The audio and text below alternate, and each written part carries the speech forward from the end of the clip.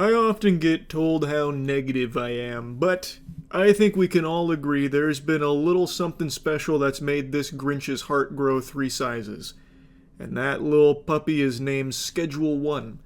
I haven't streamed a game this much since Elden Ring released, and I haven't made this many videos on a single game since Elden Ring released. It's pretty clear I like the game a lot. I got those anime hearts in my eyes anytime I hop on Schedule 1.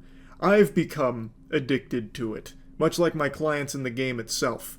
Like, I feel like I'm making lifelong friends in there through this business, like Austin. That beautiful bastard is such a fiend, I could roll up a urinal cake and tell him that it's weed and he'd thank me for it. I could walk up to that man and tell him to think about meth, and he would pay me $500 just for the imagination that I put in his head for him to smoke. It's just such a fun fucking game is the point I'm getting at, and I like it a lot. And right now, it's in a little bit of legal hot water because a competitor in the drug dealing simulator space is launching a lawsuit against them for copyright infringement. The goobers that launched the lawsuit are Movie Games, that's the publisher, and the game that they're saying has been infringed upon is Drug Dealer Simulator, which also has a sequel. And you can see that in response to them launching this lawsuit against Schedule 1, they've been review bombed and now the reviews are overwhelmingly negative. We'll get into the specifics of their claims in a moment, but I want to set the stage for anyone that might not be aware of the phenomenon that is Schedule 1. It's a drug dealing simulator game that was created by a single person. His name's Tyler Video Game Studio. He developed Schedule 1 and launched it, and it blew up. The game is extremely fun. It maintains over 300,000 players per day with a 450k peak. This is big potatoes here. And it's an extremely fun game. I have been a big fan of the drug dealing simulator type games for a while. You might remember my Weed Shop arc. I've also played Drug Dealer Simulator, and I can say with full confidence, Schedule 1 is the best one. It has so much depth. It is so enjoyable, just with like the goofiness that it allows you to do, as well as a world that really feels alive. There's so much you do in there, from actually selling the drugs, hiring dealers, beating up the civilians, specifically Peter. Every 24-hour period, I make sure that Peter is either beaten within half an inch of his life, shot as many times as I can possibly find ammo for, or buried alive or thrown in the ocean. And, just as many times as I can torture this man, I make sure to take that opportunity to do so. He deserves it. But there's just a lot to do, even outside of, like, dealing the drugs. Like, the movement is really fun. There's a lot of tech to even just movement with the skateboard. You can also launder money. You need to launder money, actually. It's just, there's so much here. You go from weed to meth to coke. Like, I'm now in the coke trade. I'm pushing that good cocaina now, and I'm really excited. I just think the game is the best drug dealing simulator out there, which is not like the most competitive market. You know, we're not talking about like a first person shooter genre here. You're dealing drugs. There's only a handful of these games, and one of them, Drug Dealer Simulators, getting in a big stink about the success Schedule 1 is experiencing because its title never got to those levels. I think Drug Dealer Simulator was a fine game, but Schedule 1 is just a lot better, and it ate its goddamn lunch. And they are not happy about it, which is why they've launched this lawsuit trying to make the claim that they've infringed on their copyrights. According to Movie Games, they noticed some similarities to Drug Dealer Simulator and launched an investigation. On March 24th, 2025, the release date of Schedule 1, an internal analysis of the company's IP, including Drug Dealer Simulator and Drug Dealer Simulator 2, as well as Schedule 1 project, was initiated by the company. This analysis immediately identified the use of several elements protected by copyright, including parts of the game's storyline, mechanics, and UI. This leaves me so curious what copyrights they're referring to that have been infringed upon. Like, who's behind this company? Pablo Escobar? How could you possibly own the copyright to drug making? Like, there's just no fucking way. Like, they have a weed-making process in the real world that gets translated into the game in a silly fashion.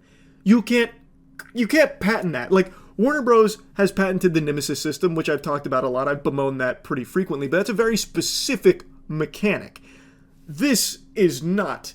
You can't somehow say, like, no, we are the only company allowed to showcase coke being manufactured or being sold on the street. Like, it just doesn't work that way, I don't think. How could you possibly copyright that? It's just another game in the same genre, thus it's going to be utilizing similar methods because you're still making the same drugs in the genre.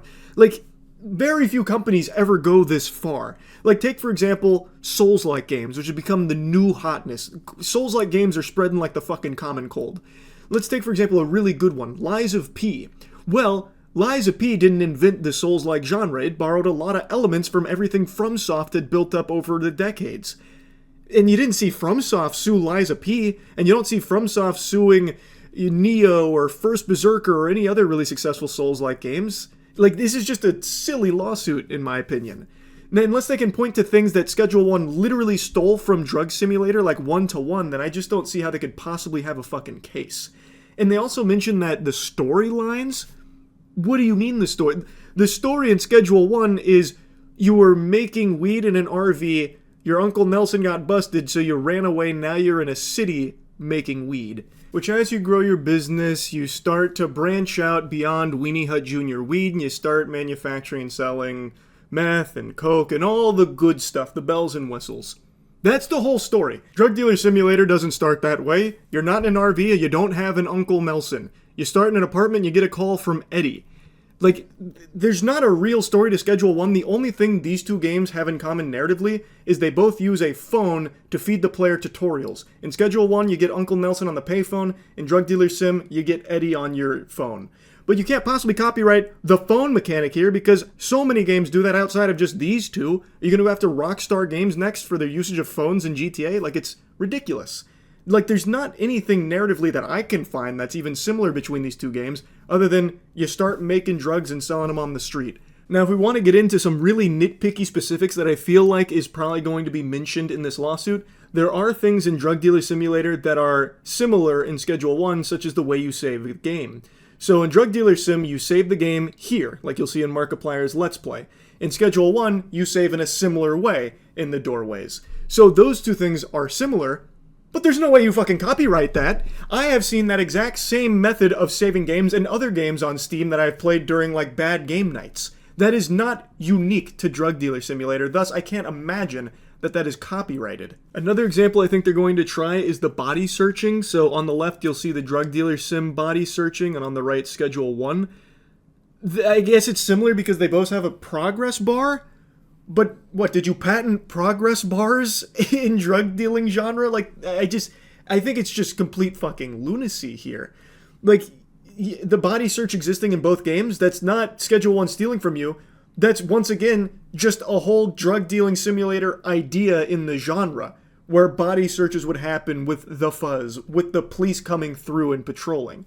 That's not something that is specific that was stolen from Drug Dealer Simulator, even though they both have a progress bar. You know what I mean? I think it's just silly. I think they are just so hurt that Schedule 1 has blown up like this when their game didn't, that now they're lashing out like, they shouldn't be able to make this much money when we didn't. We deserve a piece of that as pioneers in the drug dealing simulator genre, which I think is just ridiculous. Again, this is just another game in that genre that, of course, some of the mechanics are going to be similar because it's the same genre. You're still making drugs. There's only so many mechanics you can possibly have to showcase that process. And for what it's worth, it's not one-to-one in Schedule 1 and Drug Dealer Simulator. They're pretty different experiences, even in that regard. To me, this feels like if Overwatch came out and said, we're suing Marvel Rivals for copyright infringement. We're the only game in the hero genre allowed to be successful. Get the fuck out of here. Time to bully them and strong-arm them out. It's copyright infringement. It's too similar to Overwatch. And it's like, okay, the games do play similar. They're in the same genre. But you can't possibly argue that any copyright was infringed upon when these games are fundamentally different. Like, yes, they're in the same genre, but they're very, very different games. It's the same with Schedule 1 and Drug Dealer Simulator. I guess we'll see what the investigation turns up, I suppose, but from having experienced both of these games, Schedule 1 feels nothing like Drug Dealer Simulator, and I cannot imagine anything was actually stolen from them in the making of Schedule 1. Like, this just feels like such a fucking delusional lawsuit out of desperation.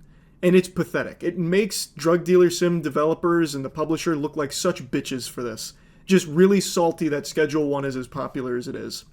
So, yeah, I just wanted to talk about this a little bit. That's it. See ya.